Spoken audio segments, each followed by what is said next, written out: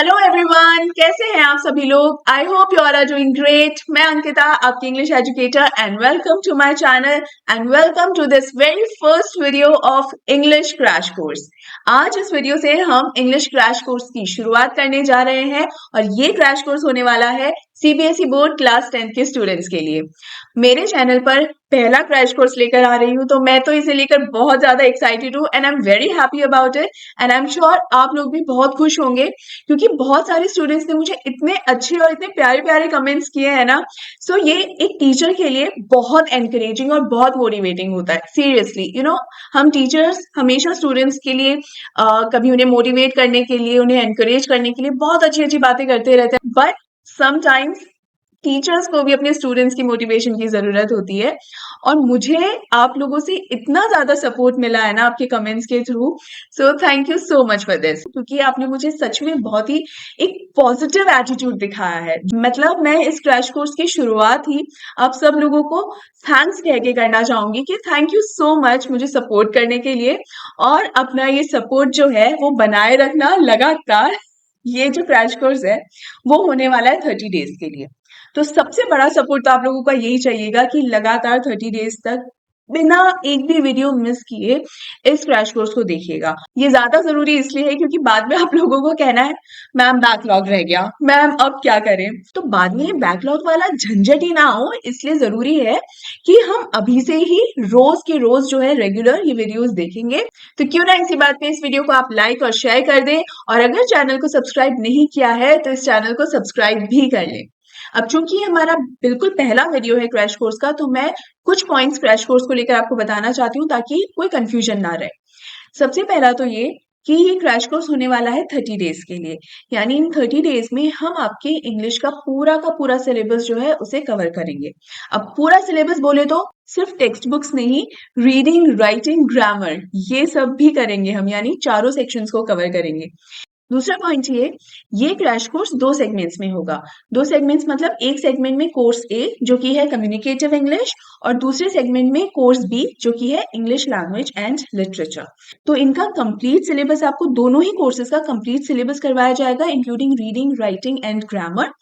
इसके अलावा इन दोनों कोर्सेज की क्लासेस पैरेलल चलेंगी। Parallel in the sense daily चलेंगी। कोर्स ए के होंगे शाम को 5 बजे, कोर्स बी के होंगे शाम को 7:30 बजे। ठीक है, तो आई एम श्योर यहाँ तक तो अच्छे से तुम लोगों को क्लियर हो गया है। तो आई एम श्योर कोर्स ए और कोर्स बी के स्टूडेंट्स को अब कहीं कोई कंफ्यूजन नहीं है, क्योंकि मुझसे कमेंट में भी कईयों ने पूछा था कि मैम ये क्लासेस एक दूसरे से क्लैश तो नहीं करेंगे ना कोर्स ए और कोर्स बी वालों को। तो कोई चिंता का विषय है ही नहीं। कोर्स ए वालों से बी को कोई डिस्टरबेंस नहीं होगी और कोर्स बी वालों से ए को कोई डिस्टरबेंस नहीं होगी। ठीक है, ये जो वीडियो है वो होने वाला है कोर्स बी के स्टूडेंट्स के लिए। तो अब आगे हम जो भी बात करेंगे वो स्पेसिफिकली कोर्स बी के स्टूडेंट्स के लिए ही करेंगे। कोर्स ए के स्टूडेंट्स, आपसे अब मुलाकात होगी 7:30 बजे वाले वीडियो के अंदर। तो आपसे इसके आगे की बातचीत 7:30 बजे वाले वीडियो में होगी। ऑलराइट, तो कोर्स बी वाले स्टूडेंट्स, आप लोगों के सिलेबस के अंदर 2 टेक्स्ट बुक्स हैं। एक है फर्स्ट फ्लाइट, दूसरी है फुटप्रिंट्स विदाउट फीट। और क्रैश कोर्स की शुरुआत हम करेंगे फर्स्ट फ्लाइट के पहले चैप्टर से, जो कि है अ लेटर टू गॉड। अब जल्दी से वीडियो को लाइक और शेयर कर दीजिए, चैनल को सब्सक्राइब नहीं किया है तो सब्सक्राइब कर दीजिए। और अब हम गॉड का नाम लेकर बढ़ते हैं अ लेटर टू गॉड की तरफ। ऑलराइट स्टूडेंट्स, तो स्टार्ट करते हैं हमारा सबसे पहला chapter, a letter to God, written by Gregorio Lopez Fuentes. ये जो तस्वीर आप देख रहे हैं ना, ये लेंचो की है। लेंचो एक हार्ड वर्किंग फार्मर है और हमारी इस स्टोरी का मेन कैरेक्टर भी। ये एक ऐसा कैरेक्टर है जो भगवान में बहुत भरोसा करता है। इतना विश्वास करता है कि जब इस पर एक मुसीबत आई तो इसने सीधा भगवान से ही हेल्प लेने की सोची।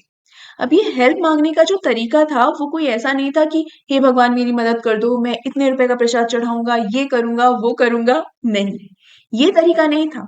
इनफैक्ट इसने सीधा भगवान को एक लेटर लिख डाला। He writes a letter to God. Yes, इसी भरोसे और इसी विश्वास पर ये पूरा चैप्टर है कि एक इंसान किस हद तक भगवान में भरोसा कर सकता है और किस हद तक इस बात पर विश्वास कर सकता है कि अगर भगवान से मदद मांगो तो वो जरूर आपकी हेल्प करते हैं। तो चलो सबसे पहले समझते हैं इस चैप्टर की थीम्स को। पहली है फेथ एंड इनोसेंस, दूसरी काइंडनेस एंड कंपैशन, और तीसरी है आयरनी इन ह्यूमन नेचर।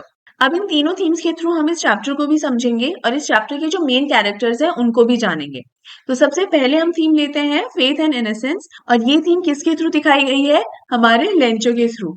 हम लेंचो कौन है, वो क्या काम करता है, उसके बारे में जानते हैं। सबसे पहले he is a protagonist, main character है स्टोरी का, and he is a very hard working farmer who had a field of ripe corn dotted with the flowers. The only thing the earth needed was a downpour.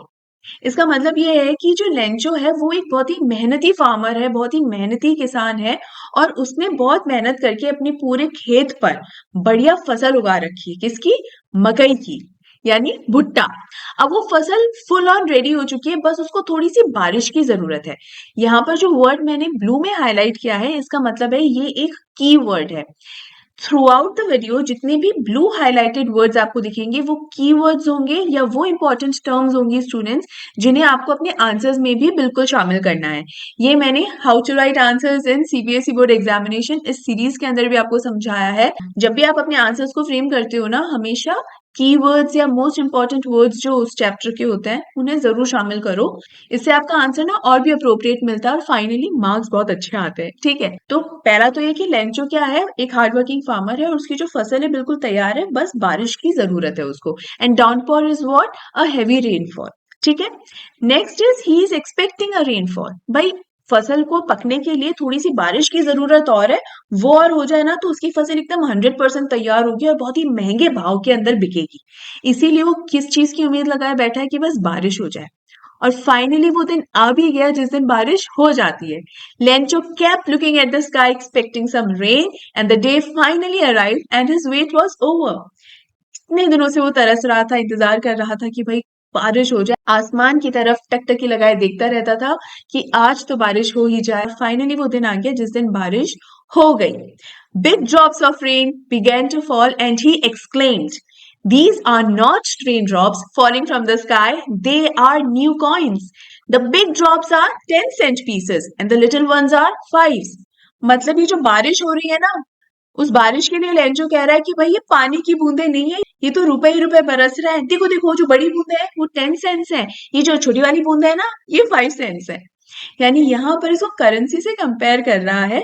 10 cents 5 cents होती है currency, तो उसको ये पैसा ही पैसा बरसता हुआ नजर आ रहा है कि अच्छी बारिश हो जाएगी तो मेरी फसल और भी बढ़िया होगी, और जितना बढ़िया दाना होगा उतनी ही अच्छी भाव के अंदर वो बिकेगी, और जितने अच्छे भाव में बिकेगी उतना ही पैसा होगा। तो he was so happy, so excited कि फाइनली मेरी जो मेहनत है वो रंग लाई। Hail storm destroys the cornfield. अब यहाँ पर हम हमेशा जैसा सोचते हैं जरूरी तो नहीं वैसा हो, लेंचो के साथ भी कुछ ऐसा ही हुआ। यानी जो बारिश की बूंदे पहले उसको पैसा ही पैसा नजर आ रही थी लेंचो को, वही बारिश की बूंदे देखते ही देखते कब हेल स्टॉर्म्स में बदल गई उसे पता भी नहीं चला। हेल स्टॉर्म्स का मतलब होता है जो ओले होते हैं, बर्फ के ओले, वो गिरने लगे। अब ओले कभी भी फसल के लिए अच्छे नहीं होते, वो तो इनफैक्ट फसल को और बर्बाद कर देते हैं। ये यहाँ पर अब लेंचो के लिए बहुत ही टेंशन वाला पॉइंट हो गया है। तो अब क्या होता है? But little did he know that things would go downhill and hailstorms started destroying the crops. The corn was totally destroyed. Now यहाँ पर ये जो ओले गिरने लगे, जो बर्फ के गोले होते हैं गिरने लगे, इसकी वजह से जो पूरी फसल है वो खराब होने लगी, और देखते ही देखते पूरा खेत खलियान जो था ना लेंचो का, पूरी तरीके से वो बर्बाद हो गया, पूरी तरीके से डिस्ट्रॉय हो गया। यहाँ ध्यान दो, फिर से हेलस्टॉर्म्स को मैंने ब्लू हाईलाइट किया है, यानी अगेन एक इंपॉर्टेंट कीवर्ड है। When the storm had passed, he stood in the middle of the field and said, "A plague of locusts would have left more than this." Again एक बहुत ही important keyword आया है, actually ये की phrase है। अ plague of locust, इसका मतलब ये होता है जो ग्रास हॉपर्स होते हैं ना, टिड्डे भी कहते हैं उनको। कई बार क्या होता है, बहुत सारे टिड्डे जो होता है उनका जो झुंड होता है वो फसल को अटैक कर देता है, और जितने भी पत्ते होते हैं या दाने होते हैं ना, टिड्डे उनको खा जाते हैं एकदम, तो पूरी फसल खराब हो जाती है। यहाँ पर इसको कंपेयर कर रहा है लेंचो कि टिड्डे भी इस तरह से हमला करते हैं ना, तो 2-3 पत्तियां तो पेड़ पे लगी हुई वो टिड्डे भी छोड़ देते हैं, लेकिन ये जो हेलस्टॉर्म है ना, इसने तो एक पत्ता एक दाना तक नहीं छोड़ा। ऐसा लग रहा है जैसे कभी फसल थी ही नहीं यहाँ पर, पूरे खेत को एकदम सफा चट कर दिया। तो जहां भी लेंचो नजर मारता है अपने खेत में, हर तरफ उसको ओले ही ओले गिरे हुए नजर आते हैं और फसल उसकी पूरी तरीके से बर्बाद हो चुकी होती है। Lencho spent the entire night wondering how he was going to fill the empty stomachs of his family for the rest of the year. अब यहाँ लेंचो को हो गई टेंशन कि जिसे मैं न्यू कॉइन्स बोल रहा था कि 10 सेंट्स है 5 सेंट्स है, वो बारिश की बूंदे तो ओले बनकर मेरी प्लानिंग पर ही गिर गई। अब फसल तो पूरी खराब हो चुकी है, अब क्या बेचूंगा, क्या कमाऊंगा और क्या अपनी बीवी बच्चों को खिलाऊंगा। और इस टेंशन की वजह से पूरी रात लेंचो सो ही नहीं पाया। यही वो मुसीबत है और यही वो प्रॉब्लम थी जिसकी वजह से लेंचो को भगवान की हेल्प लेनी पड़ी। Now since he believes in God, he decides to write a letter to God। यानी यही वो सारी परिस्थिति है, यही वो सारी सिचुएशन है जिसकी वजह से लेंचो ये डिसाइड करता है कि अब वो भगवान को एक चिट्ठी लिखेगा। Now, what Lencho writes in the letter? Lencho is a man who strongly believes in God. He also knows how to read and write well। अब हालांकि वो एक फार्मर था, लेकिन पढ़ा लिखा फार्मर था, और सिंस भगवान में बहुत ज्यादा विश्वास करता था तो उसने सोचा भाई भगवान से हेल्प मांगनी ही पड़ेगी, तो लेटर लिखता है भगवान को। His utter faith in God led him to write a letter to God describing his serious condition। He thought that God helps everybody and no one ever dies of hunger। यानी उसका क्या मानना है कि भगवान से अगर मैंने मदद मांगी ना, वो डेफिनेटली मदद करेंगे और वो कभी भी किसी को भूखा नहीं मरने देंगे। तो इसीलिए उसने अपनी पूरी की पूरी जो सिचुएशन है ना, कि मेरे साथ क्या क्या हुआ, मैंने कितनी मेहनत से खेती करी थी और किस तरीके से वो बर्बाद हो गई, अपनी सारी सिचुएशन एक्सप्लेन करने का डिसाइड कर लेता है। And finally he went to the post office and wrote a letter to the God. जाता है पोस्ट ऑफिस और वहां पर लेटर लिख देता है भगवान को, आस्किंग हिम फॉर 100 पैसोस, और उनसे रिक्वेस्ट करता है कि प्लीज भगवान जी मुझे 100 पैसोस भेज देना, in order to sow my field again and to live until the crop comes. अब ये जो बात लिखी है ना यहाँ पर लेंचो ने, उसी से पता चलता है कि वो सच में कितना हार्ड वर्किंग है और एक ऑनेस्ट इंसान है। कि उसने 100 पैसों जो मांगे भगवान से, वो इसलिए नहीं मांगे कि भाई बस बैठे बैठे खाने पीने का इंतजाम हो जाए, नहीं। उसने ये कहा कि मुझे सिर्फ 100 पैसों चाहिए तब तक के लिए जब तक मेरी नई फसल एकदम तैयार ना हो जाए, जब तक क्रॉप्स उसमें से ना आ जाए, सिर्फ तब तक के लिए आप मुझे 100 पैसों दे दो ताकि मैं नई फसल भी उगा लूं और तब तक मेरे और मेरे परिवार के लिए खाने पीने का बंदोबस्त भी हो जाए। तो इसी से समझ में आता है कि किस हद तक वो भगवान में विश्वास रखता था, उसका फेथ किस हद तक था, और वो कितना इनोसेंट और उसमें एक मासूमियत भी थी कि मैं ये सारी बातें जो है भगवान को लिख दूंगा और जरूर वो मेरी हेल्प करेंगे। अब यहाँ पर लेंचो ने लेटर लिख दिया है और उसको पोस्ट भी कर दिया है। What happens after posting the letter, कि लेटर पोस्ट करने के बाद हुआ क्या। When the postman took the letter out and read the address on it, he laughed hard and took it to his master, asking him to read the letter। अब यहाँ जैसे ही postman ने उन लेटर्स को बाहर निकाला तो उसने देखा कि भाई चिट्ठी के ऊपर एड्रेस लिखा होता है, उस एड्रेस के हिसाब से चिट्ठियों को भेज दिया जाता है। यहाँ पर लेंचो की जो चिट्ठी थी उस पर एड्रेस लिखा हुआ था गॉड। अब भाई गॉड का एड्रेस लिखा हुआ तो उसको कहाँ भेजना है, कश्मीर के कन्याकुमारी, दाएं भेजूं बाएं भेजूं ऊपर भेजूं या नीचे भेजूं कि भगवान के पास चिट्ठी पहुंच जाए। लेकिन ऐसी कोई चिट्ठी, इस तरीके का एड्रेस कभी भी इस पोस्टमैन ने ना पढ़ा था ना कभी देखा था, इसलिए उसे देखकर उसे इतनी तेज हंसी आने लगी। वो इस चिट्ठी को लेकर अपने पोस्ट मास्टर के पास गया। जैसे ही पोस्ट मास्टर को वो एनवेलप दिखाया, पोस्ट मास्टर भी एकदम दहाड़े मार मार के हंसने लगा। The postmaster had never seen such a letter in his lifetime। He also laughed hard after reading the letter, but almost immediately turned serious। अब पहले तो पोस्ट मास्टर पोस्टमैन सब लोग उस लेटर को देख देख कर बहुत हंस रहे थे। पोस्ट मास्टर ने जब उस लेटर को पढ़ा तब भी उसको बहुत हंसी आई, लेकिन खूब हंस लेने के बाद अचानक से पोस्ट मास्टर को एहसास हुआ कि क्या गजब का विश्वास है इस इंसान का भगवान के अंदर। और जैसे ही ये ख्याल उसके दिमाग में आया, पोस्ट मास्टर एकदम सीरियस हो गया और वो क्या कहता है, व्हाट फेथ, वाह क्या गजब का भरोसा है। I wish I had the faith of the man who wrote this letter. काश ये इंसान भगवान पर जितना भरोसा करता है ना, काश मुझ पर इतना भरोसा कर लेता, starting up a correspondence with God, और मैं इस इंसान की उतनी मदद कर देता जितनी मदद ये भगवान से मांग रहा है। यहाँ पोस्ट मास्टर के कहने का मतलब ये है कि जिस तरीके का विश्वास ये लेंचो भगवान में दिखा रहा है ना, वो इस तरीके से दिखा रहा है जैसे लेंचो कि रोज ना मिलना जुलना है भगवान के साथ, कि हाँ मेरी तो मुलाकात होती रहती है, मेरी तो बात होती रहती है, मैं तो पर्सनली जानता हूँ भाई भगवान को। इतना लेवल ऑफ ट्रस्ट जो है लेंचो भगवान में दिखा रहा है। और यहाँ पोस्ट मास्टर का कहना है कि ये इतना विश्वास अगर ये इंसान मुझ में दिखा दे तो मैं इसकी मदद करने के लिए तैयार हो जाऊं। और ये जो मैं मदद करने के लिए तैयार हो जाऊं, जैसे ही ये ख्याल पोस्ट मास्टर के दिमाग में आया तो पोस्ट मास्टर ने लेंचो की मदद करने की ठान ली। और इसी बात पर आती है हमारी next theme, kindness and compassion. और ये थीम्स इस चैप्टर के अंदर पोस्ट मास्टर की क्वालिटीज के थ्रू दिखाई गई हैं। पोस्ट मास्टर की कुछ ऐसी क्वालिटीज हैं, कुछ ऐसी खूबियां हैं जिसकी वजह से इस चैप्टर की ये थीम जस्टिफाई होती है। एक चीज मैं यहाँ पर आपको बता दूं कि ये एक बहुत ही इंपॉर्टेंट थीम है और इस थीम पर कई बार क्वेश्चन आ चुके हैं, तो इसको ध्यान से भी समझ लेना। ये थीम पूरी तरीके से पोस्ट मास्टर की क्वालिटीज पे और गुणों के ऊपर डिपेंड करती है। जो सबसे पहली क्वालिटी है पोस्ट मास्टर की वो है कि वो एक बहुत ही कंपैशनेट किस्म का इंसान है। कंपैशनेट होने का मतलब होता है जब आपको दूसरे लोगों की परवाह होती है, आप दूसरों को लेकर कंसर्न रहते हो और उनकी तकलीफों का एहसास आपको होता है। क्या हमारा पोस्ट मास्टर ऐसा है? बिल्कुल ऐसा ही है, क्योंकि जब उसे लेंचो की तकलीफों के बारे में पता चला और जब उसने ये जाना कि लेंचो इतना मासूम और इनोसेंट है कि डायरेक्ट भगवान को चिट्ठी लिख रहा है और उनसे मदद मांग रहा है, तो पोस्ट मास्टर का दिल जो है वो भी पिघल गया। तो ये जो हमारे पोस्ट मास्टर की क्वालिटी है, he is a compassionate and empathetic person, कि जिसे दूसरों की भावनाओं की कद्र है और दूसरों की तकलीफों का एहसास है। He doesn't want to shake Lanjo's faith in God, and so he decides to answer the letter.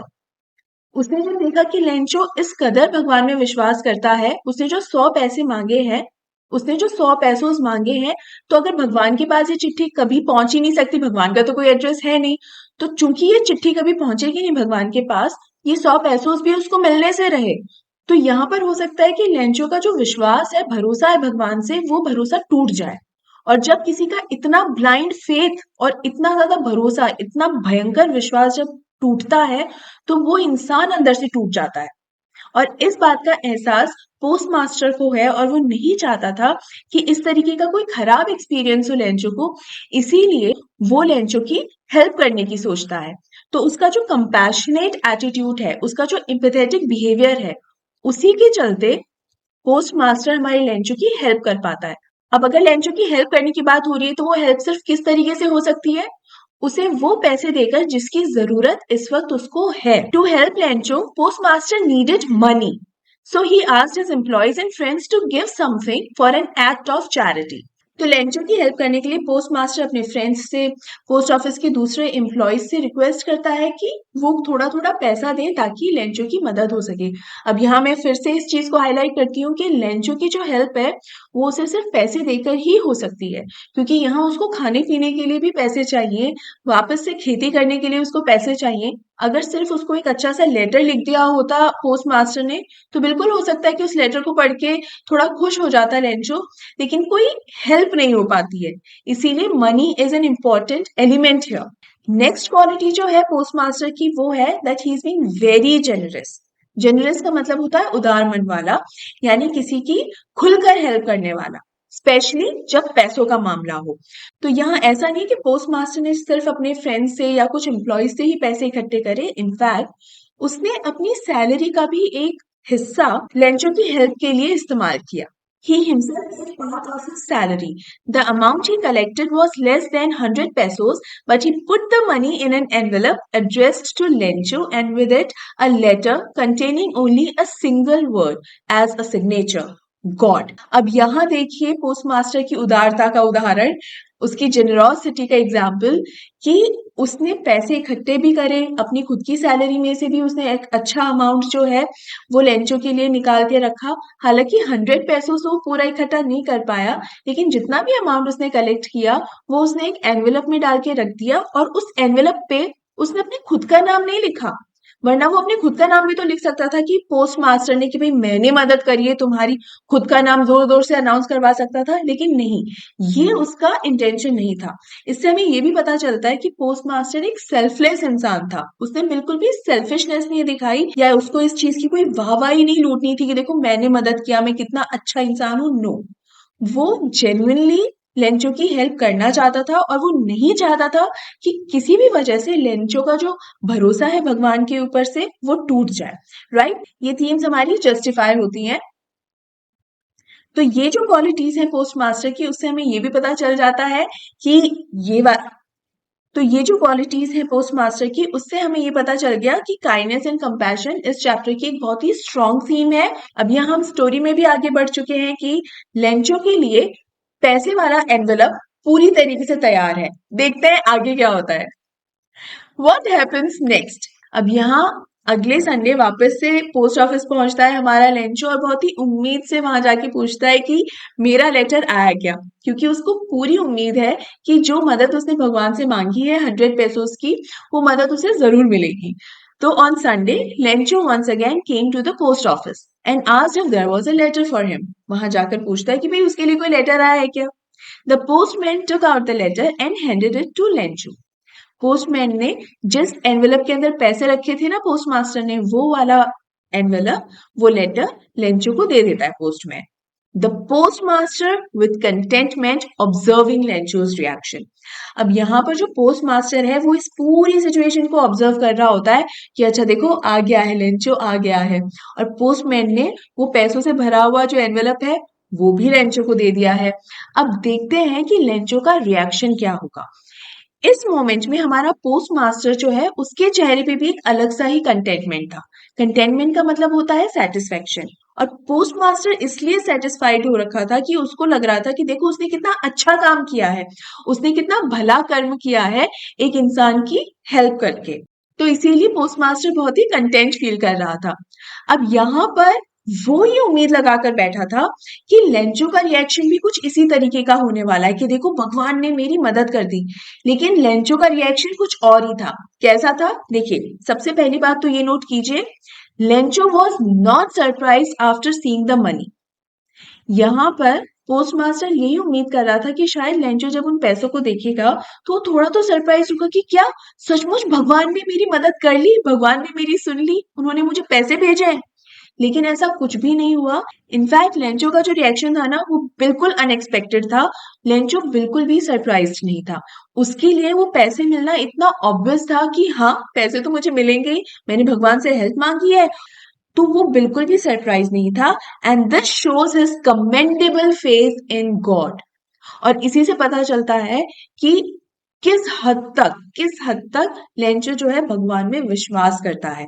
तो this commendable faith is like a blind faith. वो इतना ज्यादा भगवान के ऊपर विश्वास करता है, इतना ज्यादा कि वो ये देख ही नहीं पा रहा है, सोच समझ ही नहीं पा रहा है कि शायद कोई और हो सकता है जिसके थ्रू भगवान ने तुम्हारी हेल्प करी हो। और वो कौन है? वो पोस्ट मास्टर है। But no, Lencho was not thinking like so. But when Lencho counted the money, he became angry. He was sure that God could not have made a mistake. अब पहला जो अनएक्सपेक्टेड रिएक्शन था Lencho का वो तो ये था कि उसके चेहरे पे कोई सरप्राइज ही नहीं आया था पैसों को देखकर। दूसरा जो अनएक्सपेक्टेड रिएक्शन था लेंचो का वो ये कि खुशी तो बहुत दूर की बात है, उसके चेहरे पे तो गुस्सा नजर आ रहा है। क्यों? क्योंकि जब उसने पैसों को काउंट किया तो वो उतने नहीं थे जितने लेंचो ने मांगे थे। लेंचो ने मांगे थे 100 पेसोस और ये 100 पेसोस से कम थे। तो यहाँ लेंचो का दिमाग हो गया खराब कि ये कैसे हो सकता है। उसको यकीन था कि भगवान से तो गलती हो ही नहीं सकती। He was sure that God could not have made a mistake. भाई भगवान से गलती हो नहीं सकती है तो मेरे ये पैसे कम कैसे हो गए। इस बात पर लेंचो को गुस्सा आ गया है। He took paper and ink and wrote one more letter to God. अब उसने यहाँ पर एक और लेटर लिख डाला है भगवान को।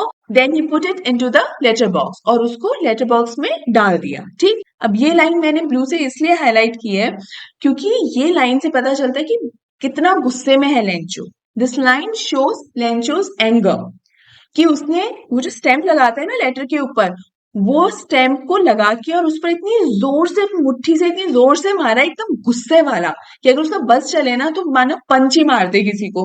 तो उसने ये स्टैम्प एक्चुअली चिपकाया नहीं, उसने ऐसे पंच मारा है उस स्टैम्प को कि अब मैं क्या कर दूं। अब ये गुस्सा था किस बात का देखो। The moment the letter fell into the mailbox, the postmaster went to open it. It said, God, of the money that I asked for, only 70 pesos reached me. अब यहाँ पोस्ट मास्टर जो है वो तो ये एक्सपेक्ट कर रहा था कि उस लेटर के अंदर बहुत सारे थैंक यू लिखे हुए आएंगे कि थैंक यू मेरी इतनी मदद करने के लिए, थैंक यू सो मच पैसे भेजने के लिए। लेकिन यहाँ जैसे ही पोस्ट मास्टर ने जल्दी जल्दी से उस लेटर को खोला तो उसमें क्या लिखा हुआ था?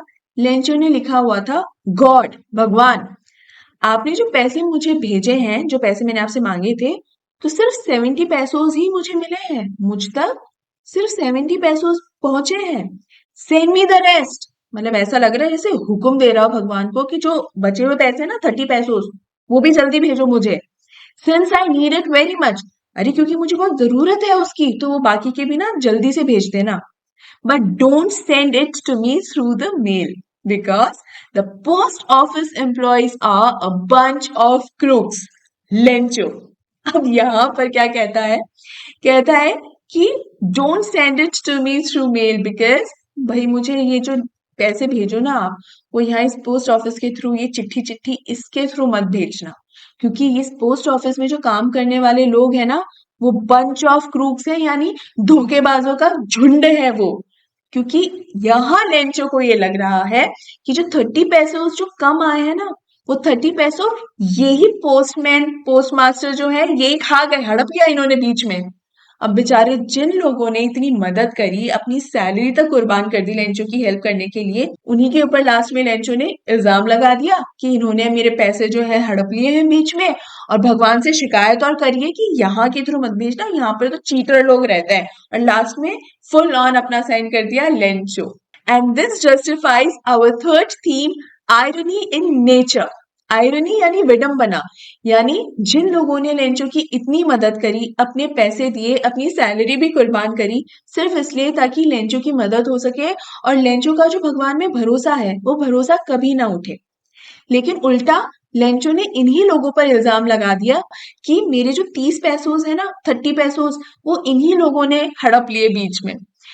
ये सिर्फ इसलिए हुआ क्योंकि लेंचो भगवान में ब्लाइंड फेथ करता था।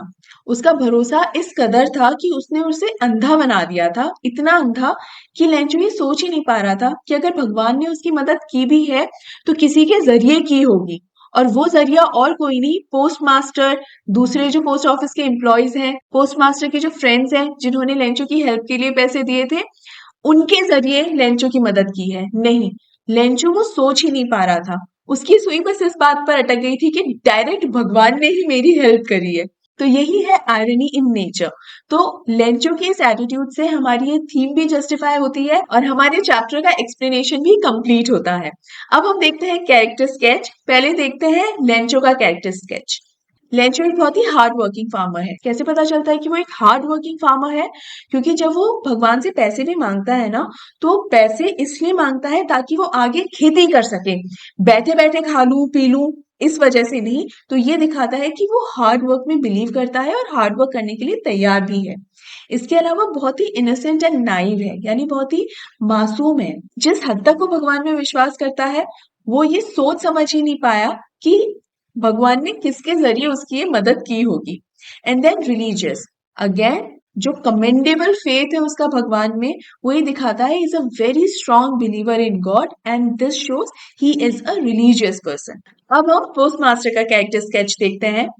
सबसे पहला हेल्पफुल एंड जेनरस, ये हम ऑलरेडी जान चुके हैं कि उसने किस तरीके से लेंचो की हेल्प करने के लिए सबसे पैसे इकट्ठे करे और अपनी सैलरी को भी, अपनी सैलरी का हिस्सा भी दिया।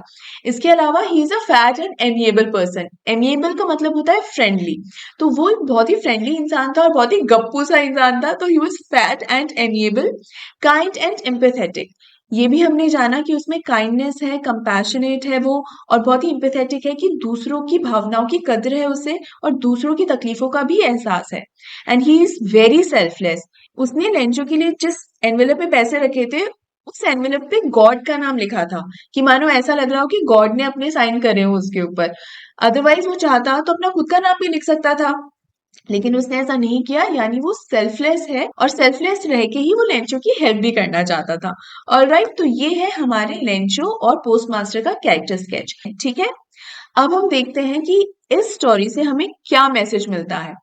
The story gives the message that help can come from unexpected sources and that humans can also be instruments of God's will.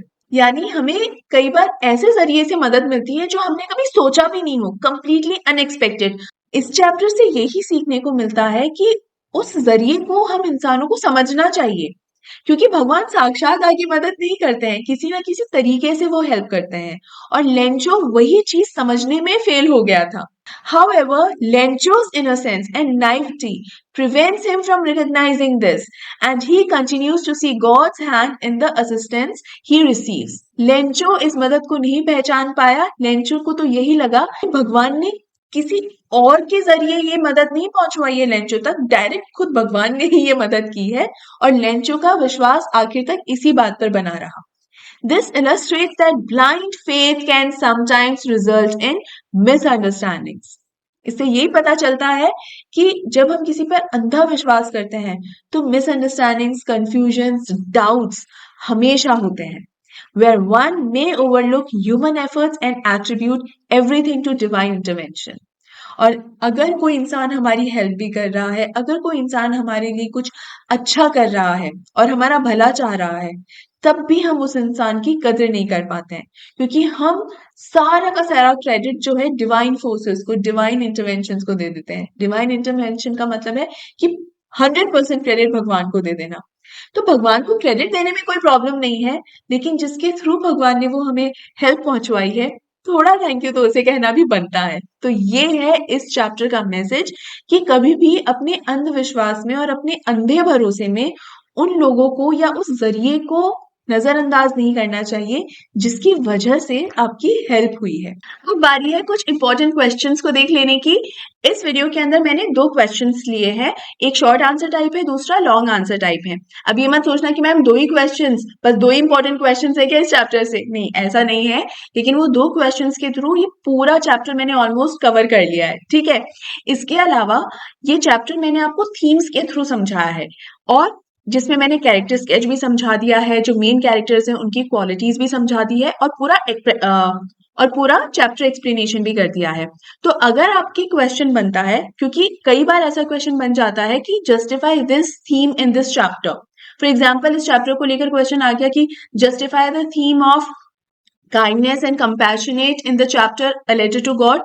तो now you know the answer कि पोस्ट मास्टर के कैरेक्टर के through या उसने जो जो भी decisions लिए लेंचो का फेथ बरकरार रखने के लिए, उसके थ्रू अब आप बता सकते हो कि क्यों काइंडनेस एंड कंपैशनेट इस चैप्टर के लिए एकदम सही थीम है। इसके अलावा जो दूसरी थीम्स हैं, चाहे वो फेथ इन गॉड हो, वो भी आप अच्छे से समझा सकते हो, और आयरनी नेचर के क्वेश्चंस भी हैंडल कर सकते हो।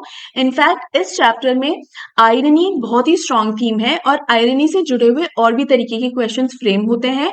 मैंने इस वीडियो में भी एक क्वेश्चन जो है, जो लॉन्ग आंसर टाइप क्वेश्चन है, वो आयरनी से रिलेटेड ही लिया है। अगर आप ध्यान दो तो आपके चैप्टर में जो एनसीईआरटी क्वेश्चंस है ना, उसका जो 4th क्वेश्चन है वो भी आयरनी से रिलेटेड ही है। तो मेक श्योर कि आप अ लेटर टू गॉड में आयरनी से जुड़ा हुआ क्वेश्चन जरूर से जरूर, एक क्वेश्चन जरूर प्रिपेयर कर जाओ, ठीक है, ताकि आप वो क्वेश्चन अगर आपके एग्जाम में आ जाता है ना, तो आप उसको हैंडल कर सको, ठीक है। चलो अब बढ़ते हैं हमारे इंपॉर्टेंट क्वेश्चन की तरफ।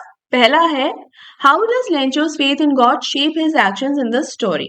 इसका मतलब ये है कि लेंचो ने जो जो भी स्टेप्स लिए, एक्शंस का मतलब है कि उसने जो भी डिसीजंस लिए या जो भी कदम उठाए, वो हर उसका एक्शन जो है, उसका हर उठाया हुआ कदम पूरी तरीके से उसके भगवान के ऊपर जो भरोसा है, उस भरोसे पर डिपेंड करता है। हर एक्शन, हर डिसीजन, कि अगर उसकी फसल बर्बाद हो गई है तो वो सीधा भगवान से मदद मांगेगा, यानी किसी दूसरे इंसान को अप्रोच नहीं करेगा। कि कोई भी साधारण इंसान जो होता है, जब उसको कोई हेल्प चाहिए होती है तो क्या करता है, दूसरे इंसान को अप्रोच करता है। दूसरे इंसान के पास, चाहे फ्रेंड्स हो, फैमिली, रिलेटिव हो, आस पड़ोसी हो, उसके पास हम मदद मांगने के लिए जाते हैं। लेकिन लेंचो डायरेक्ट भगवान से ही कांटेक्ट करेगा कि नहीं, मैं डायरेक्ट भगवान को ही चिट्ठी लिखूंगा। तो चाहे जो कुछ भी उसकी लाइफ में हुआ, वो सारी चीज इसी हिसाब से हुई कि वो भगवान में कितना ट्रस्ट करता है, ठीक है। So Lencho's unwavering faith in God shapes his actions in the story. मतलब उसका हर एक्शन इस ट्रस्ट के ऊपर ही बेस्ड था। When his crops are destroyed by the hailstorm, Lencho believes that only God can help him. कि जब उसकी फसल बर्बाद हो गई थी उस हेलस्टॉर्म के कारण, तो उसको क्या था कि भगवान के अलावा तो धरती पे कोई है ही नहीं जो उसकी मदद कर सकी, तो डायरेक्ट भगवान से ही बात करनी पड़ेगी। He writes a letter to God asking for a specific amount of money to replant his crops, showcasing his complete trust in divine intervention.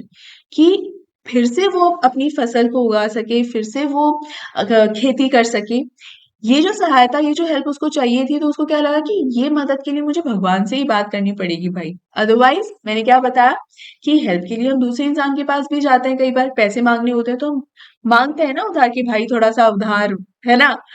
लेकिन यहाँ पर ये किससे बात कर रहा है डायरेक्ट कि मैं भगवान से ही बात करूंगा। और ये बात उसने कैसे की, लेटर लिखकर। He writes a letter to God. His faith leads him to take the extraordinary step of writing to God for help. मतलब उसका यही फेथ जो था ना, इतना कमेंडेबल फेथ जो था, उसी की वजह से तो वो लेटर लिख पाया ना। वो लेटर उसने इस श्योरिटी के साथ लिखा था कि मैं ये लेटर भेजूंगा तो जवाब आएगा ही आएगा, demonstrating his belief that God will provide for him in times of need, कि जब मुझे जरूरत होगी तो भगवान मेरी हेल्प करेंगे ही। तो उसका ये जो एक्स्ट्रा ऑर्डिनरी विश्वास था ना भगवान में, उसी के चक्कर में उसने भगवान से हेल्प लेने का डिसीजन लिया। उसने ये डिसीजन लिया कि मैं भगवान से 100 पेसोस की रिक्वेस्ट करूंगा, और इसी के चलते उसने भगवान को लेटर लिख भी डाला।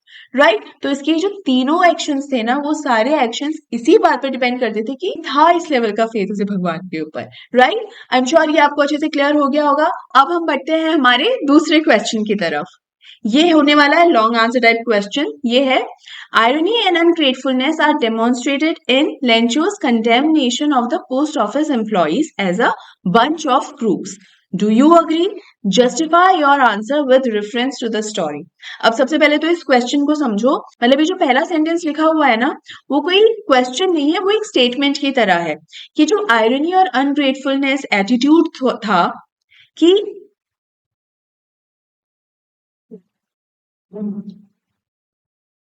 अब सबसे पहले अब सबसे पहले तो इस क्वेश्चन को समझो। ये जो पहला सेंटेंस है ना क्वेश्चन का, वो एक स्टेटमेंट की तरह है, वो कोई क्वेश्चन नहीं है। क्या है कि आयरनी और अनग्रेटफुलनेस, आयरनी का मतलब होता है विडंबना, यानी जो सिचुएशन आपने जिस तरीके से एक्सपेक्ट की होती है, या जिस तरीके से आप किसी सिचुएशन को अगर एक्सप्लेन कर रहे होते हो, रियलिटी में वो सिचुएशन एकदम उसके ऑपोजिट या उल्टी होती है। मैक्सिमम केसेस में आयरनी का इस्तेमाल ह्यूमर क्रिएट करने के लिए होता है। फॉर एग्जाम्पल, मान लीजिए कि किसी स्टूडेंट के मार्क्स अच्छे नहीं आए एग्जाम में, ठीक है। अब उसे डर लग रहा है कि अरे यार घर पे जाऊंगा तो मम्मी तो बहुत डांटेगी, वो तो एकदम मार पीट के एकदम लाल कर देगी, बंदर बना देगी मुझे। अब वो तो हो सकता कि, फॉर एग्जाम्पल, मान लीजिए एक स्टूडेंट है जिसके मार्क्स अच्छे नहीं आए, और अब उसको घर जाने में डर लग रहा है कि जैसे ही मैं घर पहुंचूंगा और बताऊंगा, वैसे ही मम्मी जो है एकदम जूते चप्पल लेकर तैयार हो जाएगी। अब आप ये सब सोच ही रहे होते हो। मान लो इतने में कोई आपके पास आता है और पूछता है कि यार क्या हुआ भाई, इतना टेंशन में क्यों लग रहा है, चेहरे पे 12 क्यों बजे हुए हैं, क्या हो गया। तो आप उसको जवाब दे रहे हो, कुछ नहीं यार भाई, बस आज मम्मी बहुत बढ़िया स्वागत करेगी मेरा। तो यहाँ पे स्वागत का बेसिकली क्या मतलब होता है, सेलिब्रेशन। स्वागत का मतलब होता है आइए आइए, बैठिए बैठिए, कितना पॉजिटिव मीनिंग होता है। लेकिन यहाँ एक्चुअल में बच्चा जो है वो कहना क्या चाह रहा है कि आज तो भाई जूते चप्पल पड़ेंगे। तो एक्चुअल में जो सिचुएशन आप बोल रहे हो ना, बिल्कुल उससे उल्टी या बिल्कुल ऑपोजिट सिचुएशन जो होती है, उसे ही कहा जाता है आयरन। राइट, तो यहाँ पर एकदम उल्टी सिचुएशन क्या हुई है इस चैप्टर के अंदर कि पोस्ट मास्टर और बाकी के जो एम्प्लॉयज थे वो सब ये एक्सपेक्ट करके बैठे थे कि अरे अब तो लेंचो बहुत खुश हो जाएगा, लेटर के अंदर थैंक यू लिखेगा, थैंक यू भगवान जी आप मेरी हेल्प करने के लिए, ऐसा ऐसा कुछ एक्सपेक्ट कर रहे थे। हुआ एकदम उल्टा। थैंक यू कहना तो बहुत दूर की बात है, इनको क्रूक्स और कह के चला गया कि बंच ऑफ क्रूक्स है। तो देखा जाए तो इससे बड़ी विडंबना पोस्ट मास्टर के जीवन में अब क्या ही होगी, है ना। अब देखते हैं इसको आंसर को फ्रेम कैसे करना है। यस, देखो इसमें पहला क्वेश्चन जो है वो ये है कि do you agree with this statement. Yes, Lencho's condemnation of the post office employees as a bunch of crooks demonstrates irony and ungratefulness, कि बिल्कुल ये दर्शाता है कि एक आयरनी है और अनग्रेटफुलनेस है कि उसने बंच ऑफ क्रूक्स कहा सारे ऑफिस स्टाफ को। अब इसको जस्टिफाई करना है कि भाई कैसे। तो अभी मैंने जो पूरा एक्सप्लेनेशन आपको दिया है आयरनी और अनग्रेटफुलनेस का, वही एक्सप्लेनेशन इसका आंसर होगा कि Lencho believe that the post office employ stole money from him is ironic because they actually send him the money, कि भाई एक्चुअल में जिन लोगों ने उसे पैसे दिए थे उसी को इन्होंने उसने चोर या क्रूक्स कह दिया। The employees pooled together 70 pesos to help Lencho, moved by his faith in God and desire to show human kindness. Lencho's misunderstanding of their selfless act highlights the contrast between his faith in God and his skepticism of human nature. Means कि ये इतना strong एक irony है कि जो लोग मदद कर रहे हैं उन्हीं लोगों को आपने कह दिया कि वो चोर है, और ये सिर्फ इसलिए हुआ क्योंकि आपका भरोसा जो था भगवान पर वो इतना भयंकर था कि आप एक इंसान की सेल्फलेस हेल्प भी समझ नहीं पाए, उसे देख नहीं पाए।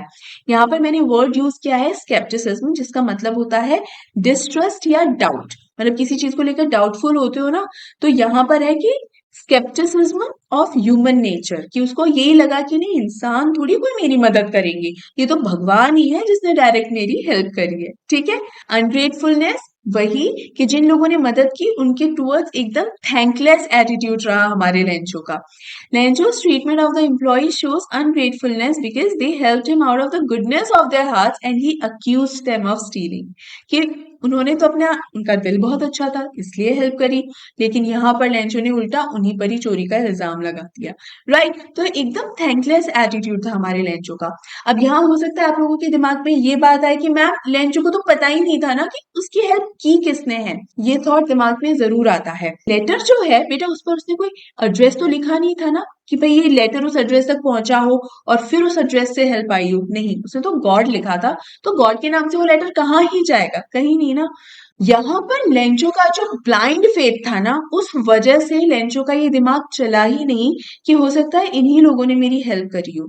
ये चीज का अंदाजा हम भी हमेशा लगाते हैं कि भगवान खुद तो चलकर आएंगे नहीं मदद करने के लिए, किसी ना किसी जरिए से ही हमारी मदद करेंगे, लेकिन लेंचो जरा भी ये चीज सोच ही नहीं पाया। राइट, तो भगवान में विश्वास करना बहुत अच्छी बात है, लेकिन अंधविश्वास यही रिजल्ट देता है कि जो इंसान आपकी एक्चुअल में मदद कर रहा है आप उसके प्रति अनग्रेटफुल हो जाते हो। तो यहाँ पर हमारे सेकंड क्वेश्चन भी पूरा होता है एंड आई एम श्योर कि आपको ये बढ़िया तरीके से समझ में आ गया होगा। क्वेश्चंस और उनके आंसर्स भी बढ़िया तरीके से समझ में आ गए होंगे। फिर भी अगर कहीं पर कोई भी डाउट रह जाता है बेटा, मेक श्योर आप मुझसे अपना डाउट कमेंट करके जरूर पूछें। आपको मालूम है मैं आपके डाउट जरूर क्लियर करती हूँ, तो डाउट्स कभी भी पूछना नहीं भूलना है। ठीक है, ask ask ask your doubts. ठीक है, इसके अलावा रेगुलरली वीडियोस को देखते रहना है, एक भी वीडियो को मिस नहीं करना, बैकलॉग मत होने देना प्लीज। अगर इंग्लिश की बुक को अभी तक हाथ भी नहीं लगाया ना तो भी टेंशन की बात नहीं है, ये क्रैश कोर्स में आपका पूरा सिलेबस अच्छे से कवर हो जाएगा। तो रेगुलरली वीडियोस को देखना है, लाइक कीजिए इस वीडियो को, ज्यादा से ज्यादा शेयर कीजिए ताकि मैक्सिमम स्टूडेंट्स तक ये पहुंच सके। और अगर आपने अभी तक चैनल को सब्सक्राइब नहीं किया है तो मेरे चैनल को भी अभी सब्सक्राइब कर लीजिए। और कैसा लगा ये वीडियो मुझे जरूर कमेंट करके बताना, मुझे आपके कमेंट्स का हमेशा वेट रहता है। इसके अलावा डाउट की बात तो मैं आपको बता ही चुकी हूँ कि अगर डाउट्स हैं तो वो भी जरूर कमेंट करना। ठीक है, यहाँ पर हमारा क्रैश कोर्स का पहला वीडियो कंप्लीट होता है। मिलते हैं अगले वीडियो में, तब तक अपना ध्यान रखिए। Take care and good bye.